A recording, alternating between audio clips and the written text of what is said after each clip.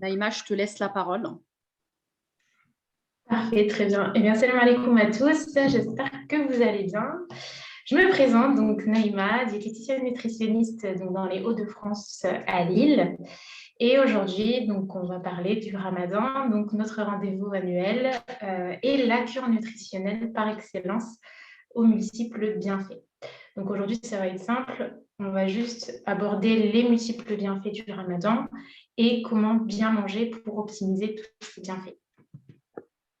En général, c'est plus des piqûres de rappel. Donc, les bienfaits du jeûne. Dans un premier temps, le jeûne va permettre de mettre notre corps en situation de stress, mais de manière intelligente pour se débarrasser des extra-formations, donc accumulées tout au long de l'année. Donc, effectivement, quand on mange toute l'année, on accumule des toxines et aussi donc, du surplus. Et là, il est temps de pouvoir les éliminer pour obtenir un bien-être un peu plus intéressant sur le long terme. Donc, le premier bienfait du jeûne sur la santé, c'est la détoxification. Donc, l'excès calorique va être fortement limité pour permettre au corps de puiser son énergie dans ses réserves. Donc là, c'est vrai qu'on va forcer le corps à puiser dans ses réserves pour éliminer les toxines et le surplus accumulés tout au long de l'année. Effectivement, donc notre organisme détient tous les outils nécessaires pour se détoxifier lui-même. Donc on en a 5, le foie, le rein, les poumons, les intestins et la peau. Donc c'est grâce à ces 5 organes, dont la peau, qu'on arrive à détoxifier le corps. Donc là, on va lui donner un petit coup de pouce grâce au jeûne. Donc les étapes métaboliques du jeûne, pour entrer un peu plus en profondeur et voir ce qui se passe un petit peu dans notre organisme. Donc, dans un premier temps, de 0 à 24 heures, quand le jeûne dure à peu près une journée, l'organisme va métaboliser de façon habituelle en utilisant le glucose. Donc, le glucose, c'est-à-dire le sucre dans le sang, ou alors celui qui est stocké sous forme de glycogène dans le foie. Donc, le sucre, c'est le substrat énergétique le plus important et également donc, pour nourrir le cerveau. Donc, le cerveau est glucodépendant, c'est-à-dire qu'il se nourrit uniquement de glucose. Donc, dans un premier temps, on va attaquer le glucose dans le sang. Ensuite, à partir de 24 heures, enfin, quand le jeûne commence à durer de 24 heures à 5 jours, là, le corps va va pomper les réserves de graisse et de protéines pour former du glucose. Les acides gras du tissu adipeux sont aussi mobilisés. Au-delà de 5 jours, là, donc, on n'a plus du tout de glucose et de glycogène, et donc on va puiser dans les protéines. Donc le foie et les reins vont produire des corps cétoniques. Donc c'est des molécules de substitution pour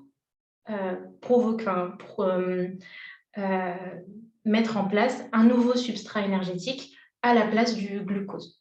Donc, je vous rassure, c'est vrai que quand on parle de corps cétonique, on entre en acidocétose, mais pas vraiment, enfin, c'est pas vraiment délétère ou dangereux pour l'organisme parce qu'on a quand même une phase de rupture du jeûne, de réintroduction alimentaire à la fin de la journée.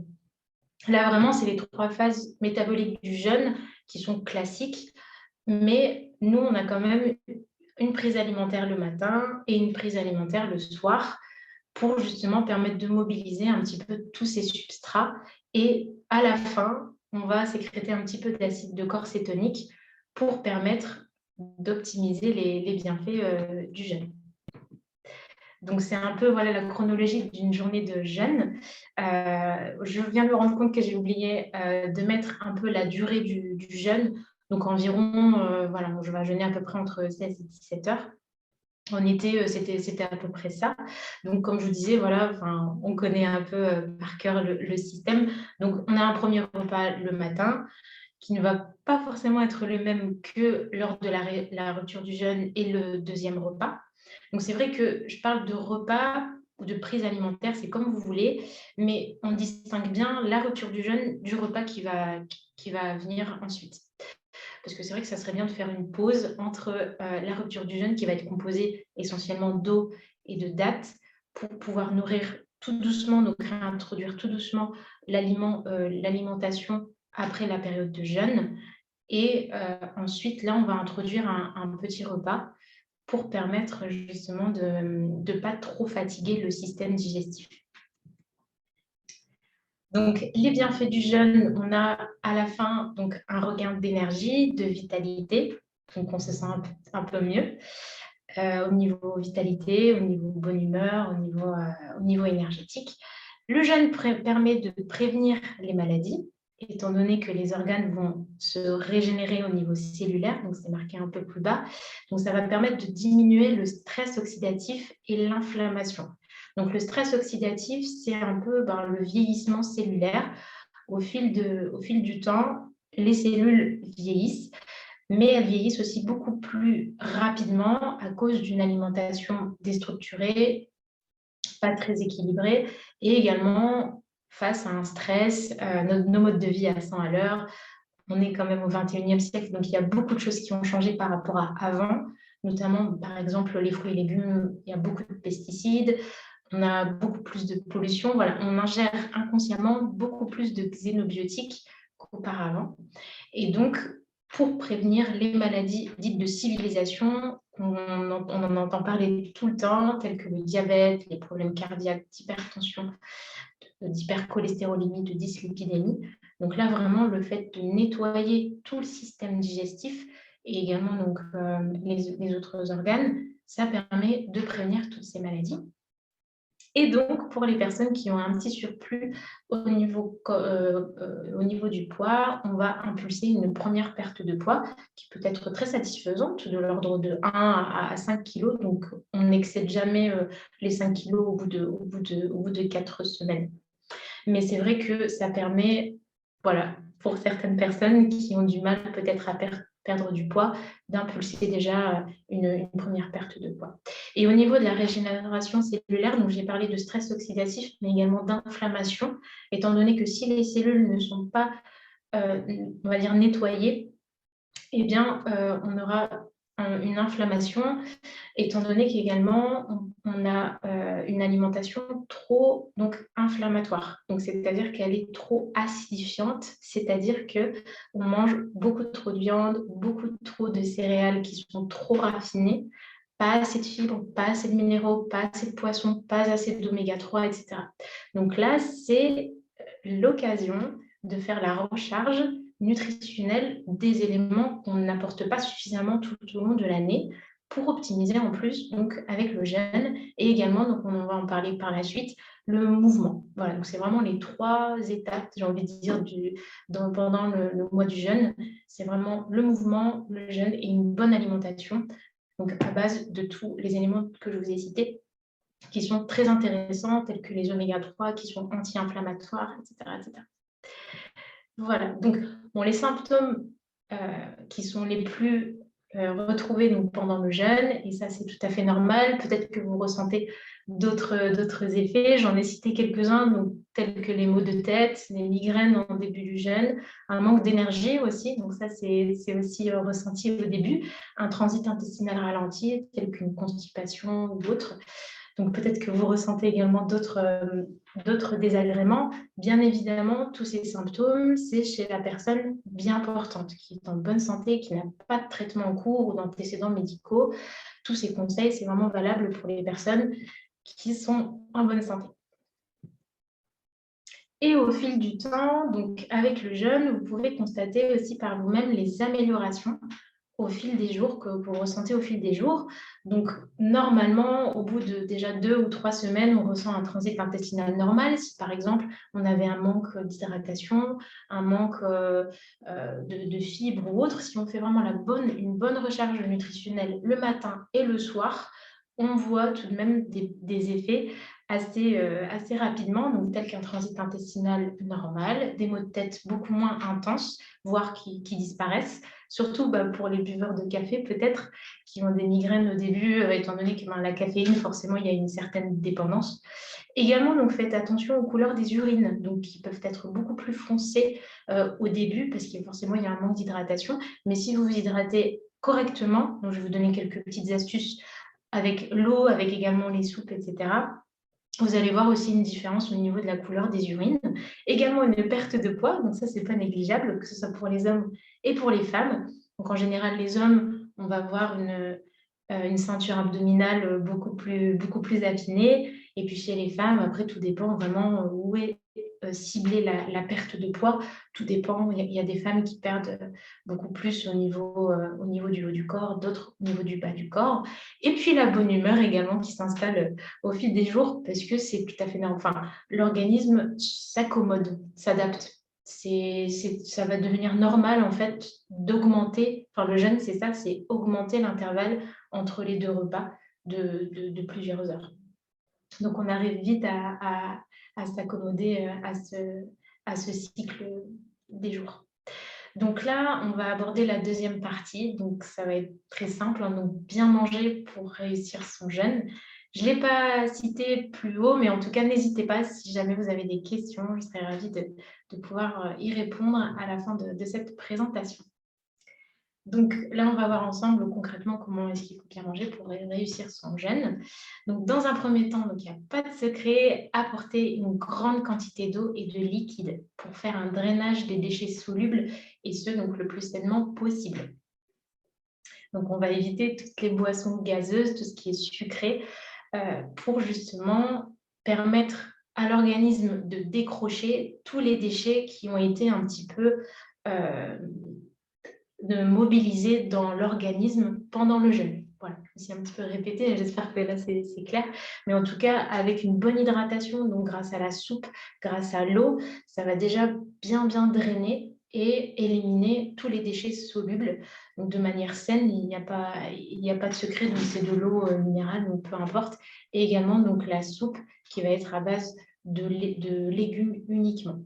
Donc, on essaie de mettre le moins possible de féculents. Vous pouvez ajouter un petit peu de pommes de terre ou patates douces si vous souhaitez, ou alors en accompagnement. Mais ce qui serait plus intéressant, c'est vraiment, on va le voir après, lors de la réintroduction alimentaire, d'y aller pas à pas. Donc, d'abord, dans un premier temps, de faire la rupture avec de l'eau et des dattes, faire une petite pause. Voilà, vraiment, on a le temps. Pas se précipiter sur une table trop enrichie. Ensuite, donc, intégrer un bouillon de légumes. Donc, c'est ce que je disais, vraiment, n'hésitez pas à mettre tous les légumes que vous aimez, mais évitez de l'enrichir avec des féculents ou autres, parce que du coup, on va augmenter en fait le délai, on va rallonger le délai de digestion. Et malheureusement, après, donc, on aura encore et encore les désagréments, par exemple, d'un transit intestinal qui est trop ralenti. Enfin, voilà. Donc, dans un premier temps, on essaie d'abord d'intégrer donc, des fibres et des minéraux. Donc, ça va bien aider pour bien hydrater le corps. Et ensuite, on va plutôt intégrer des aliments solides. Donc, on va voir ça ensemble. Donc, privilégier les sources alimentaires végétales, c'est ce que je disais, vraiment des fruits et des légumes, donc qui sont riches en fibres, en minéraux, en sucre assimilable. Donc, vous pouvez prendre tout de même des fruits et légumes de saison, donc c'est beaucoup mieux, tels que des salades, des soupes, des fruits et légumes. Vous pouvez les cuisiner comme vous voulez. Maintenant, voilà, on le sait, évitez tout ce qui est friture et tout ce qui est trop riche en gras notamment. Ensuite, donc l'un des piliers également de la réussite du jeûne, c'est le mouvement. Donc rester actif, c'est grâce au mouvement que l'oxygène entre en masse dans l'organisme. Donc on est des êtres aérobies, donc il ne faut pas oublier que l'oxygène est un aliment, donc avec l'alimentation et l'eau. Donc avec la transpiration, ça va vous permettre également d'éliminer les toxines, ce qui optimise les effets du jeûne. Donc, comptabiliser l'effort en fonction du temps et non en fonction de la distance. Donc, c'est grâce à tous ces repères que vous pourrez voir si votre mouvement a été qualitatif. Essayez de rester régulier, assez assidu. Ne serait-ce que de la marche, ça suffit amplement. Si vous ne faites pas d'activité physique, si vous êtes déjà sportif, il y a certaines adaptations à mettre en place. Soit vous décalez votre séance de sport, donc c'est comme vous le sentez, si vous préférez le matin, si vous préférez le soir juste avant la rupture, c'est comme vous souhaitez, mais c'est vrai qu'il y a des exercices qu'on va éviter. Enfin, voilà, donc il y a certaines adaptations. Donc là, ça peut faire aussi l'objet d'une autre conférence, mais en tout cas, pour les personnes qui ont une activité physique normale, la marche, ça suffit amplement. Et du coup, ça permet de bien mobiliser les toxines et de les libérer. Donc, au suhoor, ce que je vous propose de prendre, enfin ce que je vous recommande plutôt, donc c'est bien évidemment donc, de l'eau bien vous hydrater. Boisson chaude, vous pouvez, même si le thé et le café sont diurétiques, donc en petite quantité, ça ne fait pas de mal de boire une petite tasse de café le matin. Maintenant, c'est vrai qu'on va éviter de mettre du sucre à l'intérieur et plutôt donc apporter la portion de sucre avec le fruit et les féculents. Donc, on a les sucres lents et les sucres rapides. Vous avez plein de recettes. Donc là, c'est vrai que j'ai mis une photo, par exemple, des smoothie bowls. Donc, c'est très riche en minéraux. Donc, c'est des fruits mixés. Comme ça, c'est très facile à manger. Et vous pouvez également mettre tout ce qui est fruits secs, fruits oléagineux comme des amandes, des noisettes, des noix de cajou qui sont très riches aussi en magnésium. Donc ça, c'est très bon pour les muscles, c'est un myorelaxant, etc. Pour le transit intestinal également. Et n'hésitez pas à mettre tous les fruits de saison du moment. Et en termes de féculents, donc vous pouvez prendre des aliments qui ont un index glycémique bas. Donc, c'est-à-dire, et également donc, des féculents qui sont complets et pas trop raffinés parce que du coup, on aura une glycémie qui ne sera pas très stable et donc vous aurez faim beaucoup plus vite que si vous aviez mangé donc, des féculents qui sont très longs à digérer, tels que les flocons d'avoine, par exemple le pain. Vous pouvez manger du couscous le matin. Enfin, ça dépend vraiment, c'est pour les goûts de chacun. Et pour les plus courageux, parce que c'est vrai que c'est pas évident également de se lever le matin pour manger.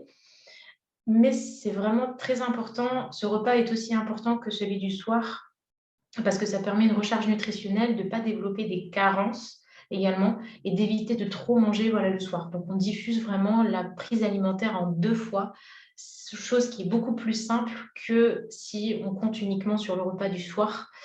Et malheureusement, en fait, le soir, on ne peut pas manger ce qu'on mange le matin. Donc, vaut mieux l'utiliser le matin et d'autant plus que si vous êtes en mouvement et que vous faites de l'activité, ça va encore mieux vous aider et à garder également vos capacités cognitives parce que je suppose que vous allez également travailler. Donc, on a besoin tout de même de nos capacités intellectuelles et plus vous allez apporter des aliments qui ont une diffusion lente et continue dans le temps et plus, en fait, vous allez retarder la faim même si c'est tout à fait normal de ressentir de la faim, c'est le processus logique du jeûne, mais vous n'allez pas souffrir comme une personne qui ne s'hydrate mal ou alors qui ne mange pas suffisamment.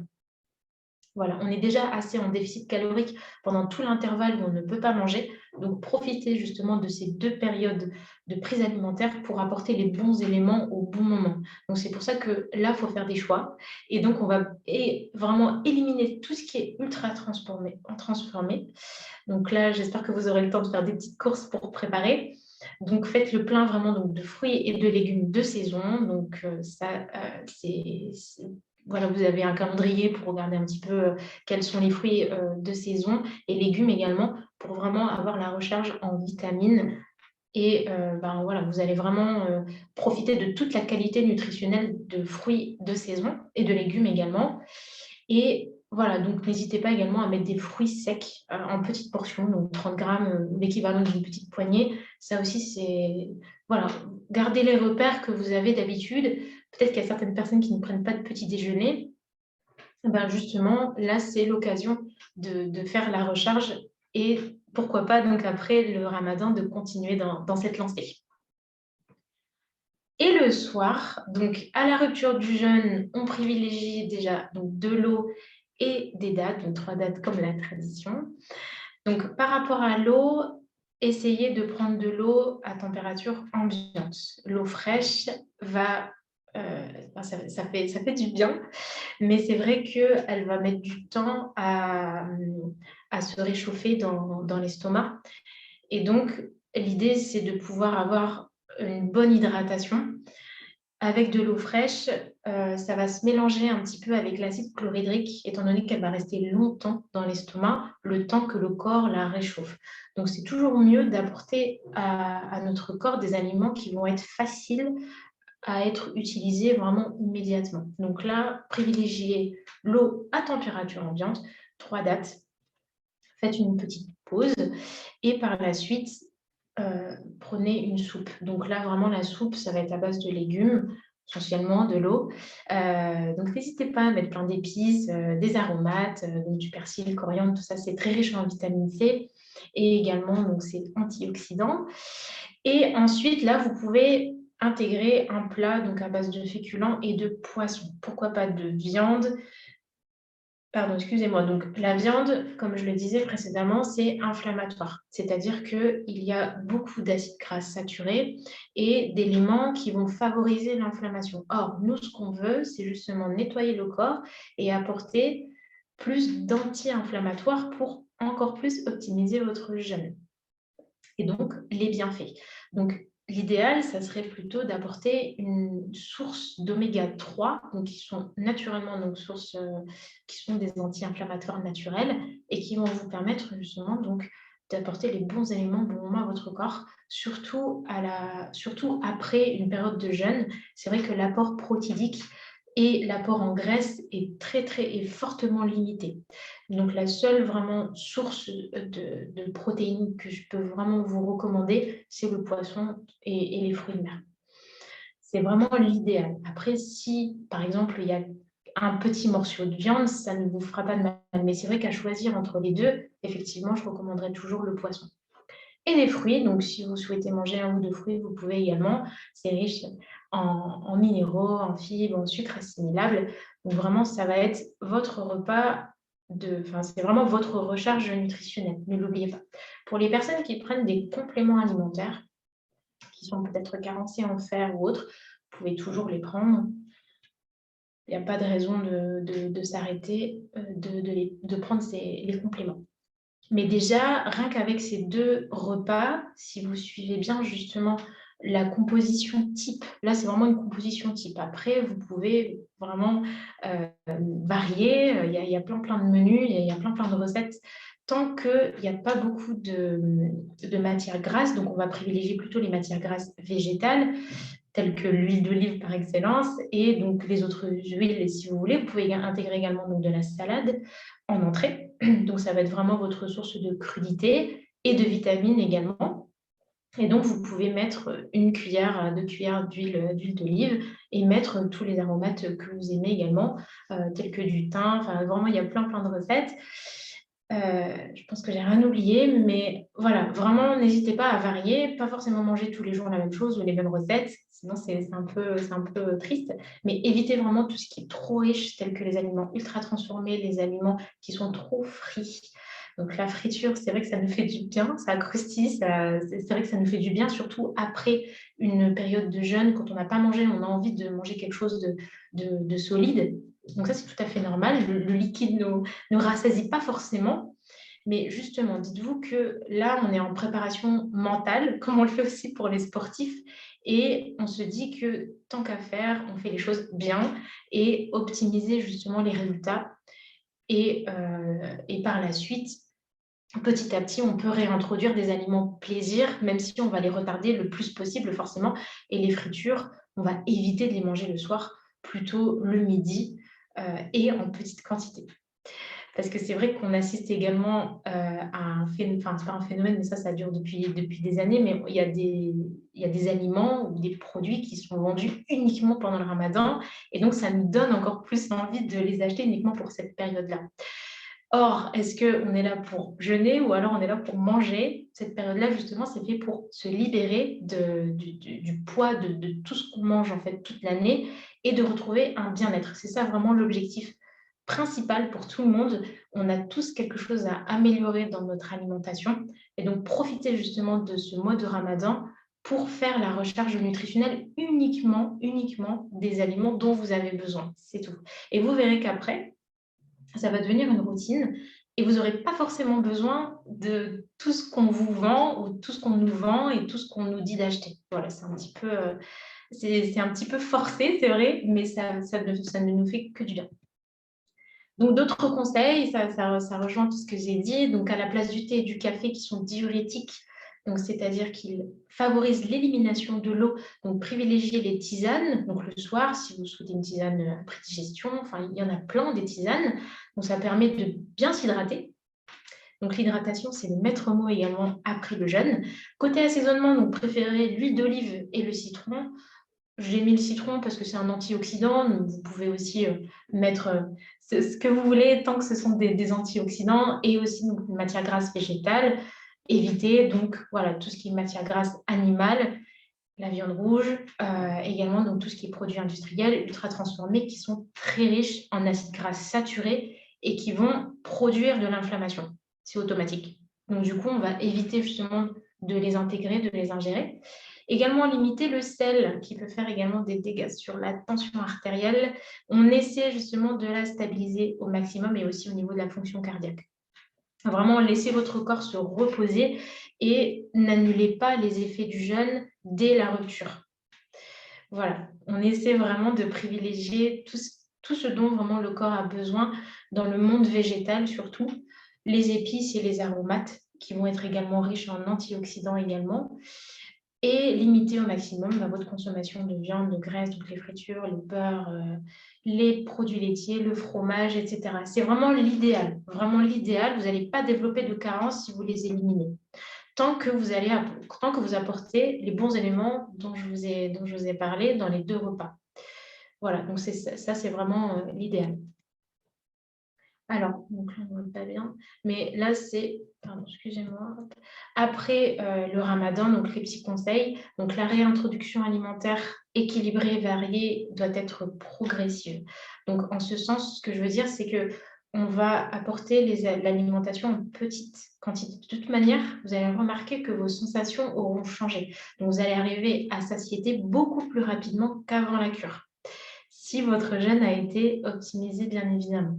L'estomac est un organe qui se dilate, qui peut prendre 3 à 4 fois plus, 3 fois, je pense, maximum, j'ai rajouté, c'est pas bon, son volume. Et donc, l'idée, c'est justement grâce au jeûne de pouvoir réguler cet organe et de permettre d'arriver à satiété beaucoup plus rapidement. Donc, si vous faites du mouvement, si vous buvez correctement, si vous mangez aussi donc, de manière saine et que vous mastiquez bien surtout. Donc, ça aussi, le fait de manger des fruits, des légumes crus, cuits, ça va permettre d'activer en fait la sensation, activer la mastication, et plus on mâche et plus on va sécréter justement donc, de l'amylase, et c'est dans la bouche que commence déjà la digestion. Donc déjà, ça va permettre vraiment de ménager toutes les fonctions digestives et de permettre à votre corps d'être vraiment au repos. Et donc, ça régule bien les sensations de faim et de satiété, donc qui sont apportées par les hormones, donc leptine et gréline. Donc, vous allez vraiment voir la différence.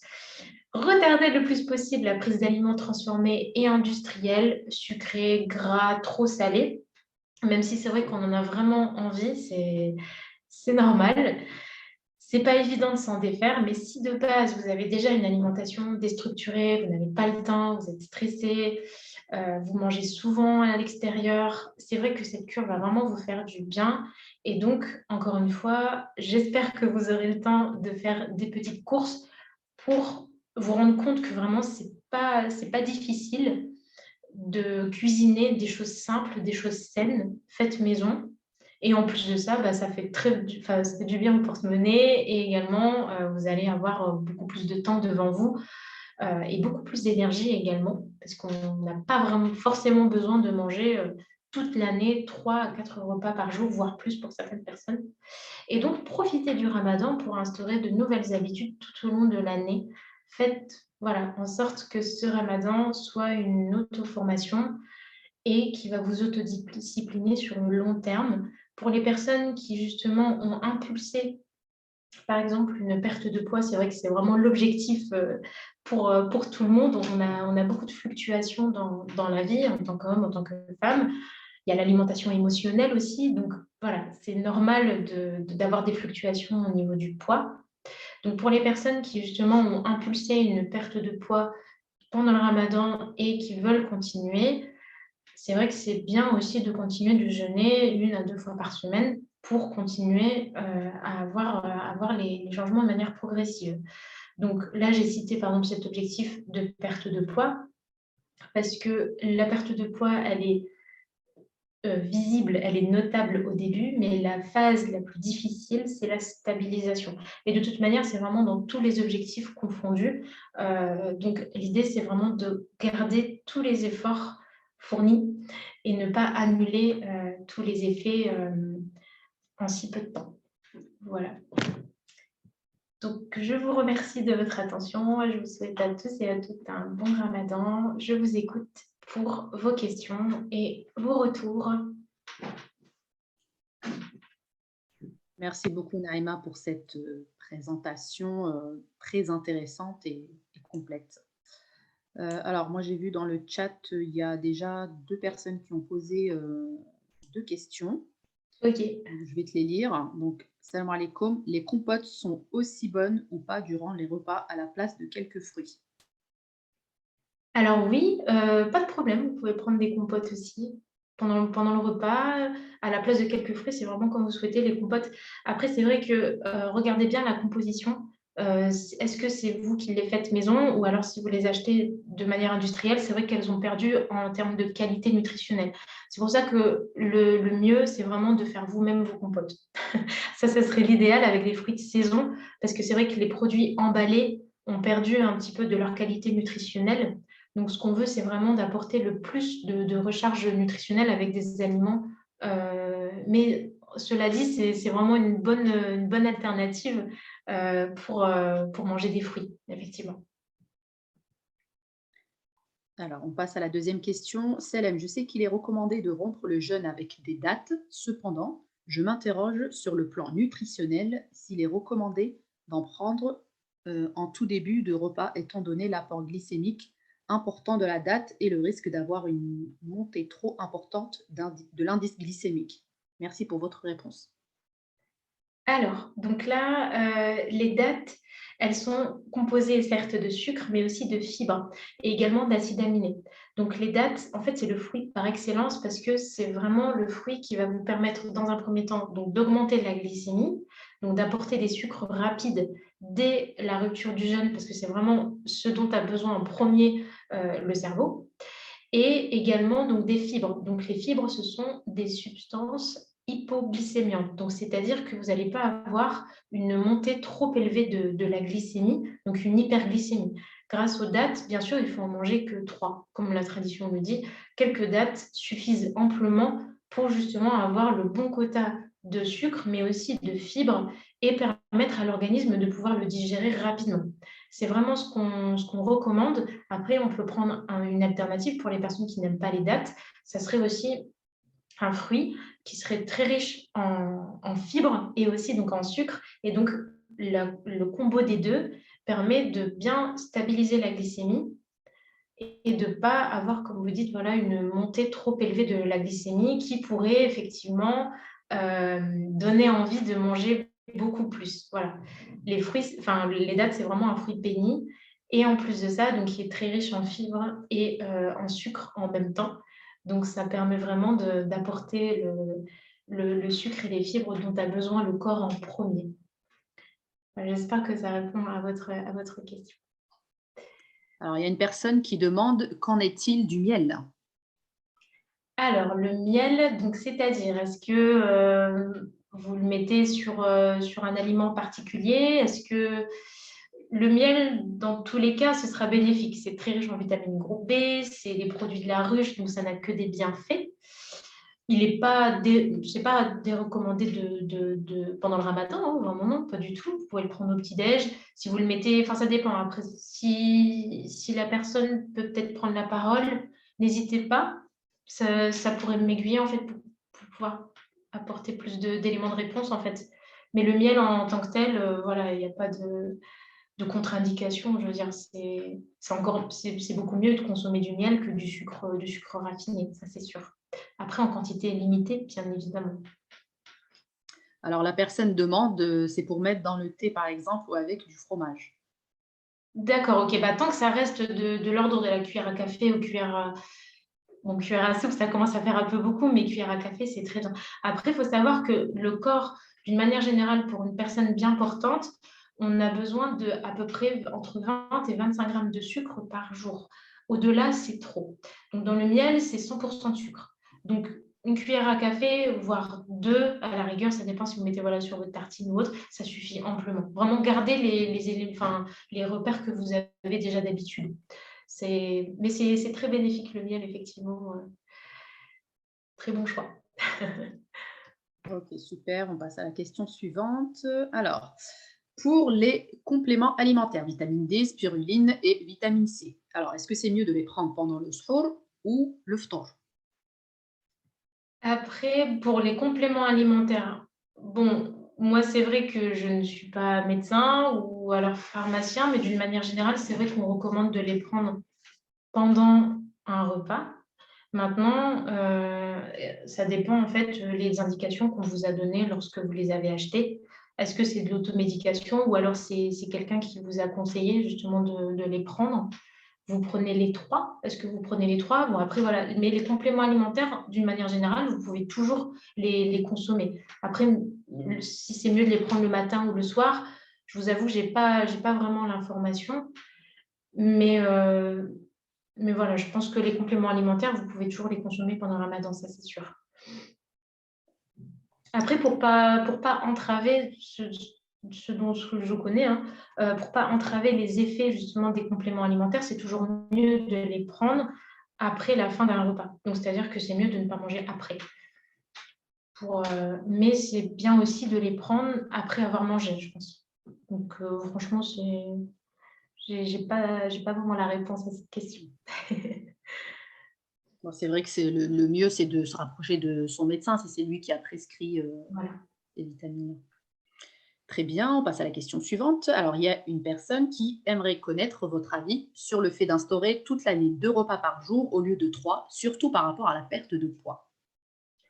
Alors, comme je disais, donc dans la perte de poids, ce qui est bien, c'est d'abord, il y a plusieurs phases. Pour perdre du poids, on a d'abord la phase d'attaque et après, donc, on a une phase de stabilisation. Donc, je ne vais pas vous recommander de partir toute l'année sur 2 repas par jour au lieu de 3. Par contre, être à l'écoute de vos sensations, ça, c'est une chose. C'est grâce à vos sensations que vous allez pouvoir réguler le nombre de prises alimentaires dans votre journée. Mais l'idée, dans un premier temps, c'est d'impulser une première perte de poids. Donc ça va être notable grâce au jeûne. Donc ça va vraiment bien vous aider à délocaliser les graisses. D'autant plus qu'on a aussi l'aide de la phytothérapie, des probiotiques également. Donc ça aide également pour la perte de poids. Mais jeûner toute l'année 2 repas par jour, ça peut ne pas être suffisant. Je dis bien, ça peut ne pas être suffisant si de base, vous avez une alimentation normale, classique, lambda, comme tout le monde. Voilà. Dans le cadre d'un objectif de perte de poids, n'hésitez pas à demander conseil à un professionnel pour qu'on puisse justement faire un programme personnalisé et de faire des étapes de jeûne. De toute manière, le ramadan ou le jeûne, c'est toujours bénéfique pour la perte de poids, toujours. Et c'est toujours bien de maintenir les efforts toute l'année en jeûnant, par exemple, 1 ou 2 jours par mois. Il y a les jours blancs par mois, par semaine, pardon, le lundi et le jeudi. Voilà.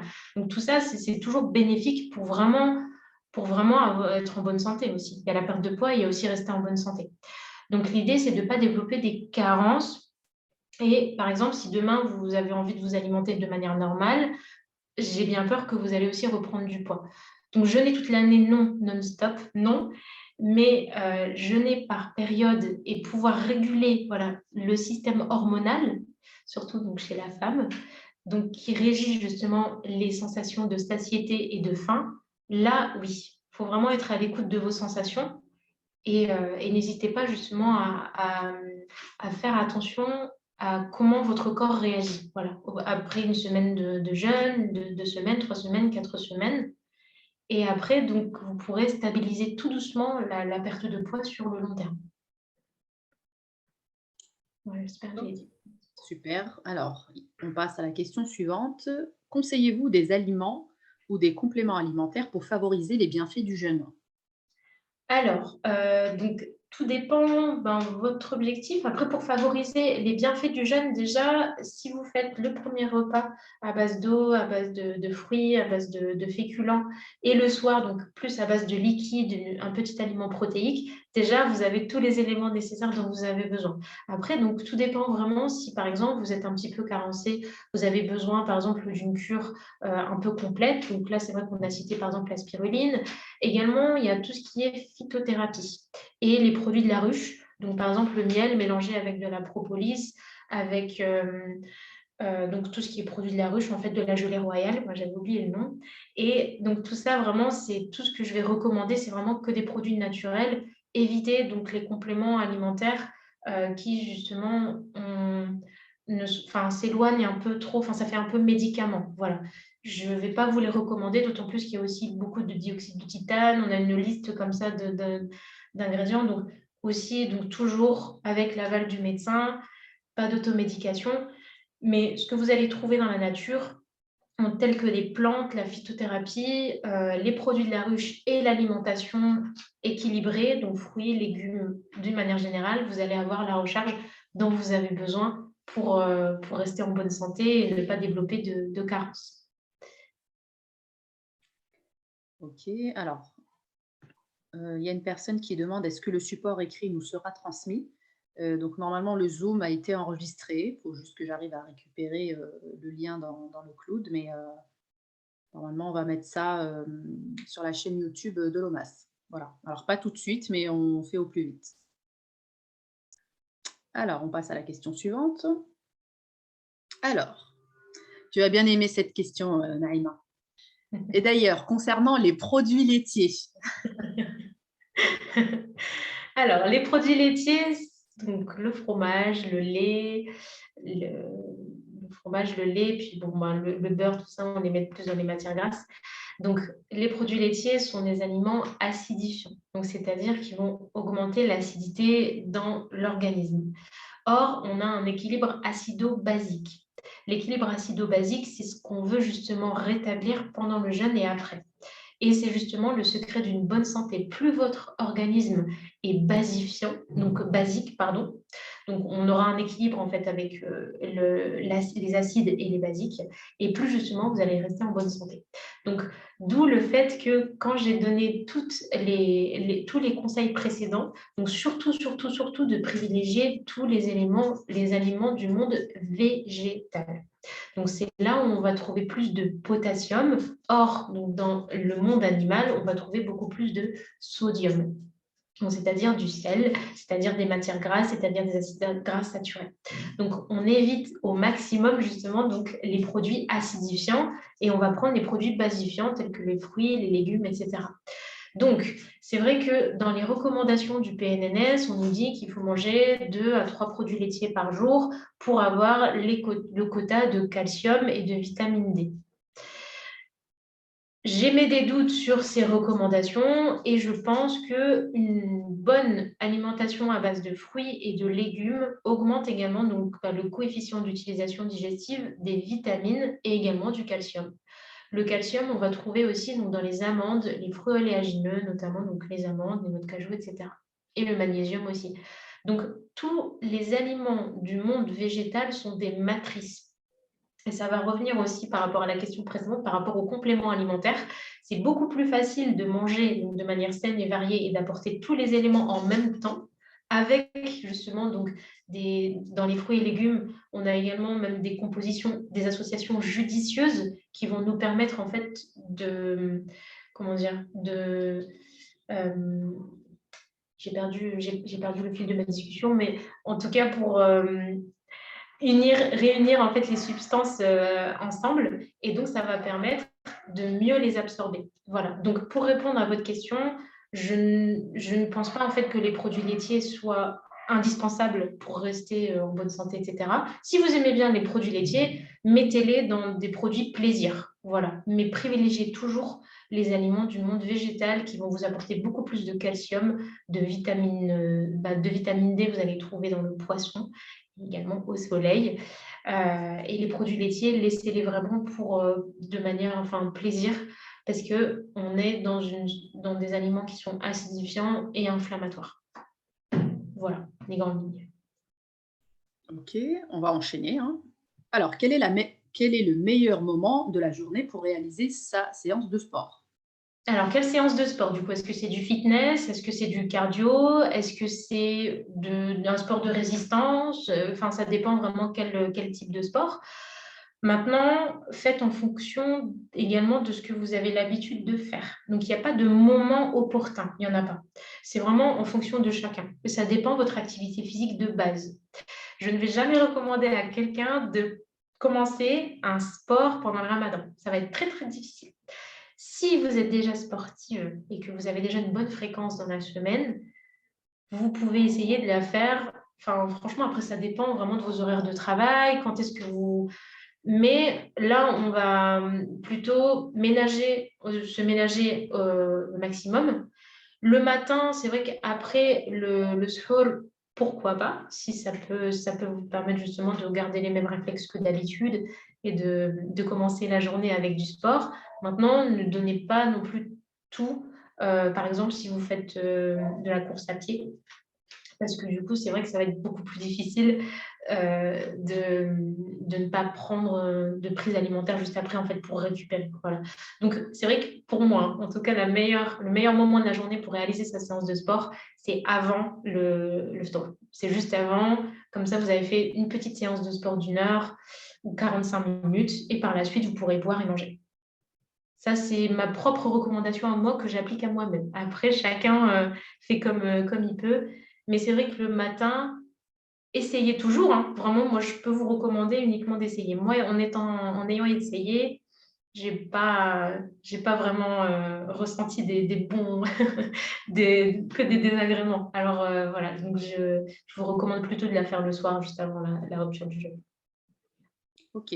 Alors, pour compléter un petit peu ce que tu avances, alors ce sujet sera traité samedi prochain à 18 h donc par Yanis Madini, qui est kinésithérapeute du sportif haut niveau.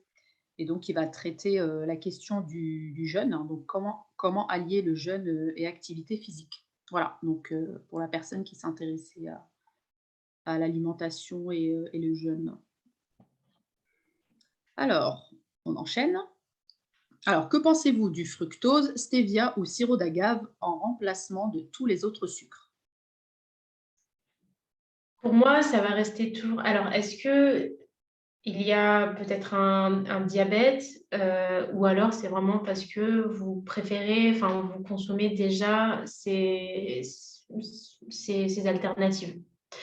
Donc, parce que du coup, là, la question, ça serait plutôt si c'est compatible avec le ramadan. En fait, gardez ce que vous faites déjà. Voilà, il y a pas vraiment grand-chose à changer. Maintenant, c'est vrai que si vous êtes bien portante et que vous n'avez pas forcément de maladie, c'est pas des choses que je vais recommander. Vraiment. Ce que je vais recommander le plus, c'est le miel. Voilà, pour sucrer vraiment tous vos aliments. Après, ça sera plutôt des sucres sans qu'il y ait d'incidence sur la glycémie. Pourquoi pas? Donc la stevia. Ensuite, pour le sirop d'agave, faut savoir que la composition du sirop d'agave est très trompeuse parce que c'est vrai qu'on a beaucoup de mélanges et le sirop d'agave coûte très cher. En plus de ça, il vient de très loin, donc il n'est jamais pur à 100%. Il y a toujours du fructose ou du sirop de glucose qui est mélangé, donc c'est pas vraiment quelque chose de qualitatif, à moins que vous... Peut-être qu'il y a des producteurs locaux qui le vendent, mais méfiez-vous vraiment de tout ce qui est industriel en bouteille. Même le miel en tant que tel, je ne recommanderais pas de l'acheter dans les grandes surfaces qui trichent beaucoup parce qu'il est vraiment mélangé. Donc, c'est vraiment que du sirop de glucose. Après, pour la stevia, pourquoi pas si justement, soit vous êtes diabétique ou alors vous avez l'habitude de prendre de la stevia. Voilà, tout simplement. Mais il n'y a pas vraiment de grande révolution à faire pendant le ramadan. Si ce n'est, c'est vrai, ben, quand même faire attention à tous les produits industriels et ultra transformés. Très bien. J'espère que j'ai répondu à votre question. Alors, on va enchaîner. Je ne sais pas trop, il nous reste combien de questions, mais on va continuer. Alors, est-il recommandé de boire et de manger ou de commencer à manger puis de boire? Et globalement, comment introduire l'eau lors de nos repas? Très bien. Ce que je recommande dans un premier temps, donc à la rupture du jeûne, c'est de boire d'abord et après de manger. Donc parce que tout simplement, on va d'abord privilégier l'hydratation en premier lieu. Donc là, il n'y aura pas vraiment d'incidence sur le corps si vous mangez avant, mais après, tout dépend ce que vous mangez. Donc là, pour la rupture du jeûne, ce que je propose, c'est d'abord de prendre un verre d'eau et de prendre les 3 dattes par la suite, faire une petite pause et après introduire la soupe. Donc là, c'est vraiment un aliment solide, un aliment liquide, pardon. Donc c'est comme si vous aviez mangé, mais vous n'avez pas besoin de mastiquer là. C'est un peu comme pour les compotes. Donc, il n'y a pas vraiment d'ordre. Après, c'est vrai que d'une manière générale, on évite de de boire pendant les repas. Pardon, je vais y arriver. Donc, l'idée, c'est vraiment aussi de ne pas, dès la rupture du jeûne, de boire 1 litre d'eau d'un coup. Ça va court-circuiter, ça va directement dans la vessie et vous allez faire des allers-retours aux toilettes. Donc, c'est pour ça que l'eau, en fait, c'est justement, donc la question, elle est pertinente parce qu'elle doit être introduite, mais en petite quantité, en petites gorgées, pour justement permettre à l'organisme de la garder à l'intérieur du corps et de ne pas la laisser fuir parce que automatiquement le corps va le rejeter s'il y a trop d'eau. D'où l'idée également de prendre des eaux qui sont bien minéralisées. Donc, choisissez bien, donc, au niveau des étiquetages, vous avez le taux de minéraux, etc. Donc, ça aussi, ça pourrait peut-être faire l'objet d'une autre conférence si ça peut vous intéresser. Et également, au niveau de la soupe, vous avez donc tous les légumes à l'intérieur, donc vous avez des minéraux. Donc, l'idée, donc, les bienfaits des minéraux donc, dans la soupe, c'est vraiment de permettre à l'eau de ne pas fuir et de la garder à l'intérieur du corps pour justement vous maintenir également hydraté jusqu'au lendemain, etc. etc. Voilà. Donc, c'est vraiment de l'eau que vous allez garder à l'intérieur de votre corps grâce à la soupe, notamment aux fibres, aux minéraux des fruits également. Voilà. Donc, il y a l'eau plus les tisanes, plus également les fruits et légumes. Voilà, donc, mais évitez effectivement de boire comme ça tout d'un coup de l'eau parce que vraiment vous avez soif. Ça, c'est tout à fait normal d'avoir soif. Mais justement, vous allez étancher un peu plus votre soif en buvant tout doucement et en apportant de la soupe ou des smoothies le matin que de boire tout d'un coup de l'eau qui sera automatiquement en fait court-circuitée. Mais justement, donc pour conclure, donc vous avez d'abord la rupture du jeûne. Donc un verre d'eau avec des dattes, une pause, puis après buvez de la soupe et après donc mangez un peu un plat solide et après donc si vous avez soif, un petit verre d'eau, des tisanes, des choses comme ça et le matin donc des smoothies, des féculents, quelques verres d'eau. Voilà, ça serait les grandes lignes de l'hydratation. Très bien. Alors, il y a une personne qui demande: vous recommandez donc de ne pas mettre de vermicelle ou de fric dans la soupe, malgré que le fric semble avoir pas mal d'avantages nutritionnels? Idéalement, ça c'est vrai que c'est idéalement de prendre juste un bouillon en fait, c'est ce dont vraiment a besoin le corps, même si c'est vrai que c'est des recettes traditionnelles. Après, il n'y a pas de mal à mettre du vermicelle, mais c'est vrai que le délai de digestion va être élevé si on met justement donc des féculents. Maintenant, ne changez pas les recettes. Si vous aimez bien, vous pouvez toujours les mettre. Il n'y a pas de, comment dire, c'est pas quelque chose de délétère, on va dire, pour la santé. Voilà, je préférerais justement que vous buviez une soupe avec du vermicelle ou du fric que de la friture ou des choses comme ça. Donc, ne changez pas les recettes traditionnelles. Et il est hors de question également de boire du bouillon qui n'a pas de goût ou des choses comme ça. C'est pour ça que vraiment, les recettes traditionnelles, elles ont aussi beaucoup de bienfaits. Mais ce sera toujours mieux en fait d'apporter d'abord de l'hydratation et après les féculents. En fait, c'est vraiment pour distinguer les féculents des minéraux. Maintenant, c'est vrai que dans les recettes traditionnelles, c'est très riche. On met également des œufs, il y en a également qui mettent d'autres. Moi, je ne connais pas toutes les recettes, hein, mais c'est vrai qu'on évite en fait, voilà, d'enrichir les soupes. Sinon, ça va annuler en fait le côté bouillon et le côté bon en fait de la soupe. Voilà. Donc vraiment pour épargner les fonctions digestives et les laisser au repos le plus possible et nettoyer en fait votre système digestif, privilégiez vraiment des bouillons simples sans vraiment qu'il y ait trop de féculents à l'intérieur, surtout si vous mangez en plus du pain, etc., etc. Mais ne changez pas les recettes traditionnelles. De temps en temps, ça fait toujours du bien. Voilà. Alors, Amina revient sur la question concernant l'eau. Alors, elle demande, est-ce que vous conseillez l'eau en bouteille ou plutôt filtrée? Bon, ça aussi, il y a beaucoup de divergences là-dessus, mais c'est vrai qu'on faites au plus simple. Vraiment, vous ne compliquez pas la vie, hein.